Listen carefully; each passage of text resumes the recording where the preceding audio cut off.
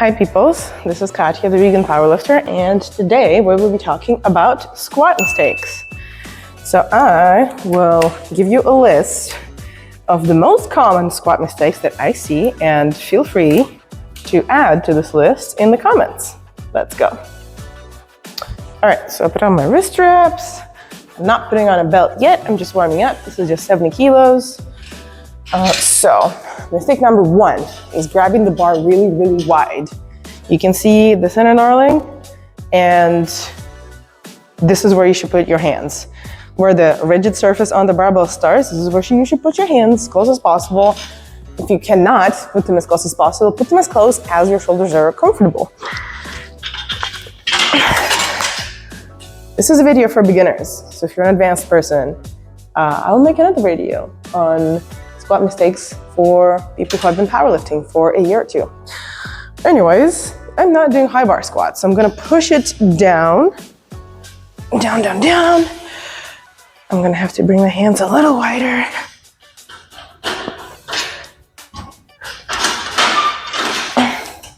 And make sure it's even on my back. I can feel it based on where the center knurling is. If you can't, film yourself from behind.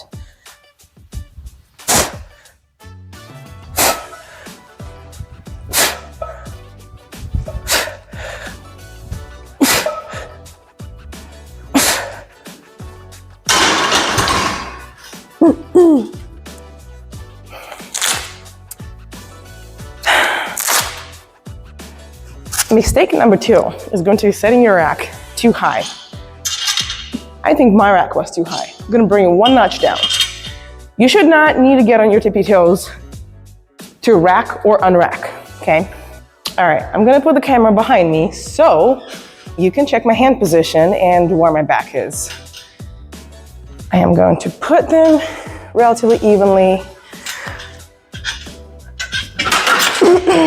I do have some scoliosis,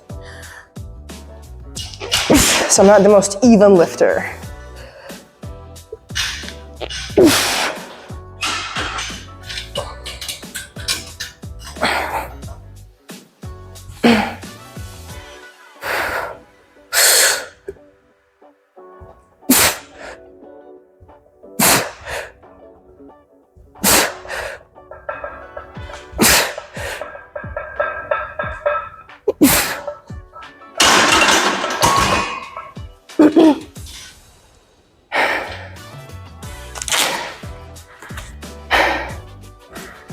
What do you think? The next mistake is going to be uneven feet placement. So you could probably see in the previous frame, that my feet were kind of like a little bit out, a little bit wider than my shoulders. The stance can vary for people. I've seen people squat like so. I used to squat wider. Toes are usually out for people. Some people have toes rotated pretty much straight. That's very rare, but that does happen. So my point is, don't have your toes look like this, right? Where your hips are and where your knees are, toes should be pretty much even, ideally, right? Same thing with hands, same thing with barbell placement. You should be as even left to right as you possibly can be. Your next mistake is going to be squatting in running shoes. I love my running shoes. I wear them everywhere, and that's what most people do. Most people just buy sneakers or tennis shoes or running shoes, and they wear them everywhere. But that does not mean you can wear them to the weight room. You could, if you're doing cardio, but if you're doing moderate or heavy weights, I would not wear running shoes. I would wear something like this. So these are squat specific shoes. They are heeled, wooden heel, rubber sole, very, very sturdy, and big ankle support, okay? These are deadlift shoes. They are very thin, rubber sole, very tiny insole that I can take out, that I usually actually do take out to be even closer to the ground. I squatted in these. Now I squat in these. It's up to you. If I'm squatting body weight, I can squat in running shoes. Of course, I've squatted with weights in running shoes, but oh my God, do I not recommend this? It's kind of like stepping on a marshmallow and then squatting. I would just take your shoes completely off. If you do not want to buy squat-specific shoes, just take them off. Squat barefoot. Find a gym that is cool with you squatting in socks. Because honestly, these thin deadlift shoes are not gonna protect your toes if a plate falls on them. And that's most of the gym's reasoning for not allowing barefoot deadlifting or squatting.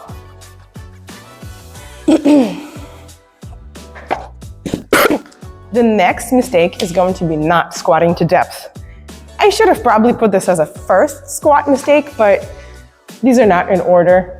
It doesn't mean that the first mistake is like the worst one and then the last mistake is what people do the least. No, that really depends.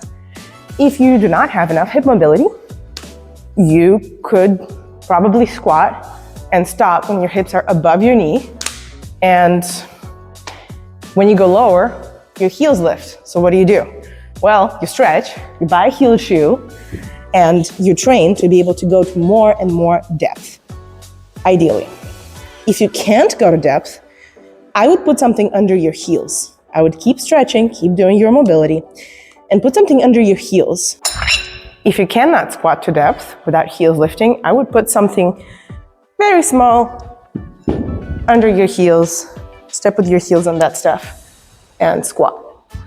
So this elevates my knee. See? Having a heel elevates my knee, so this makes me more sturdy because my whole sole is on the ground, my whole foot is on the ground for the duration of the squat, and my knee is artificially higher while my hips go to the same depth. So, highly recommend, if you cannot stretch very quickly, stretching takes time, to use something to elevate your heel while squatting. If your wrists are a limiting factor in the squat, I highly recommend that you get some wrist straps. There is nothing wrong with protecting your wrists if you want to squat heavy and your wrists are hurting from even the barbell.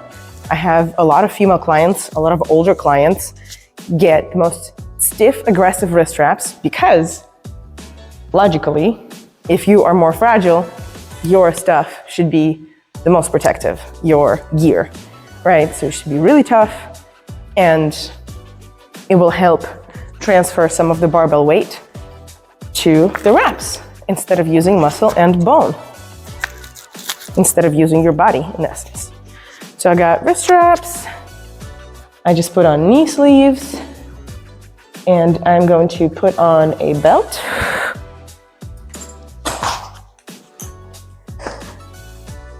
Cool, ready to go. Let's squat. Let's go over the basic squat setup. So you face the barbell to set your hands evenly on it, and then you get yourself under the barbell and place it either in a high bar position, so on your trap, or on your low trap and rear delts if it's a low bar position. Make sure you get your butt and your feet under the barbell. Unhinge your knees to stand completely erect, and you can take 2 steps back and safely get out of the rack without needing to do any kind of good morning movements. I'm trying to drop my hips directly down while allowing the knees to spread as much as they need. It could be less or more, while the barbell is moving in the same plane. If you look from the side, it shouldn't go too much forward or too much backward as you get down and stand back up. Undo your wrist straps immediately after you're done, and under your belt. And do not, however, take off the knee sleeves after each set. Depending on your body, your height, a lot of the factors, there are different squat techniques. So, for example, you can have longer shins, you can have short femurs, you can have them the other way around. You can just be an overall lanky person. You can be a person with short legs, in which case squatting is a bliss. Long arms, in which case deadlifting is a bliss, but bench not so much. Regardless, your positioning is really, really dependent on a lot of factors. So your coach might help you figure this out, or you might be able to figure it out by just messing with your stance and messing with where you grab the barbell, right? And messing with where you put it, high on the back or lower. You can kind of see the marks on my back. So I put my barbell low. I can put it high, but I don't really practice high bar squats. So I majorly put it low, and I feel comfortable like that. My amplitude is a little bit less, and my range of motion is a little bit less, which really, really helps when I am with the weight. So, for example, you can put your feet shoulder width and try squatting. Try to bring your hips directly down and send your toes over send your knees over the toes. Yes, it's totally fine to do that. Yes, it's fine to have a little bit of a butt wink or your pelvis curling down. That is okay. And see how that position is. You can also try to do the pre-hinge and send your hips back, back, back, and then bend your knees and send them out. You can also, for example, if you stand a little bit wider, just try to press the floor apart, like rip it apart with your feet. If your barbell is high, you can look down and forward and see how that is sinking into your hips while sending your toes out. There's many, many ways you can squat correctly, and they can be different depending on your physiology. So I would say the next mistake is not messing with all of those different stances, wide, narrow, where your knees go, how far apart are your feet, where are the toes pointing, etc., and not experimenting. Because you could find something very comfortable, and if you don't try, you won't find it. All right, time to do another set. This is 140 kilos.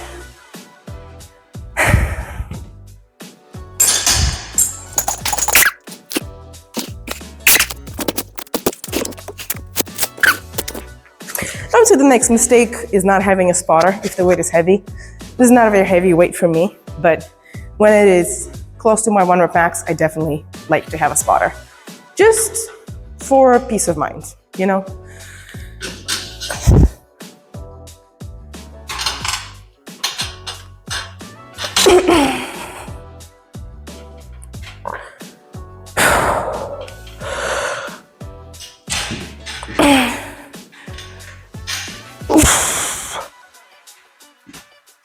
Ow. The next mistake is not wearing a freaking t-shirt. Yeah, this barbell is really aggressive. It's digging into my back.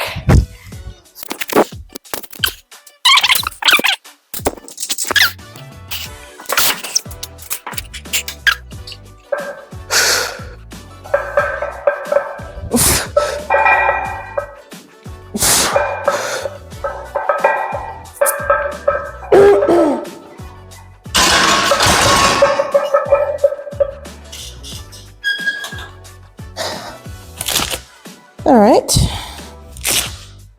time to put on more weight.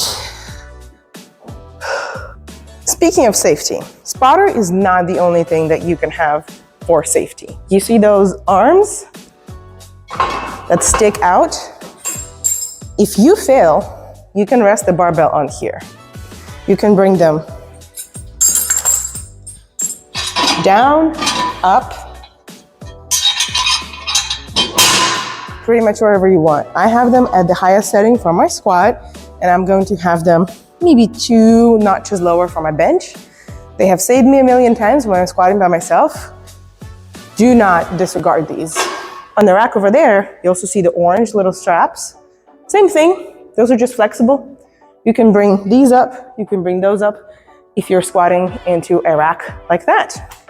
That is the safest rack to do anything in, by the way. I have a lot of female clients who are like afraid to step into the cage. Oh my gosh, I'm in this cage. But this is literally the safest place where you can be.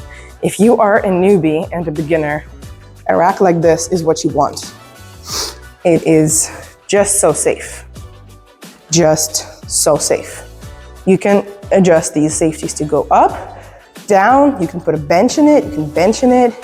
You can do so many things. There's even a cable in it. One of my clients has got a squat rack like that for his house, and I'm so jealous. It's pretty compact. It stands in the garage, and it takes like half of a car amount of a space. It's fabulous. It's so nice. I'm going to wrap the video showing how I use the safety bars by failing this relatively light squat, but I don't have a spotter, as you can see. I finally put clips on the barbell. Good job, me. Gonna inhale some ammonia to hype myself up, but I think I'm pretty tired. This is about a week and a half before a competition, so I'm pretty tired at this point, central nervous system wise. I like to show failed lifts on my YouTube channel because I don't think people show failure enough, and everybody forgets that it's just a natural part of your learning process. If you never fail, you never learn. Just make sure to set up your environment in the way that you can fail safely in case you do so. So just keep that in mind, and I hope this is a really good message to finish the video.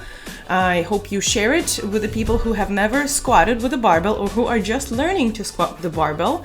Join my newsletter on veganpowerlifter.com if you are an English-speaking person, or my Telegram channel at Vegan Athlete if you are a Russian-speaking person. And I hope you have a stellar day. Leave some notes in the comments on what you would like for me to show in the future videos, and I will talk to you in the next one. Bye!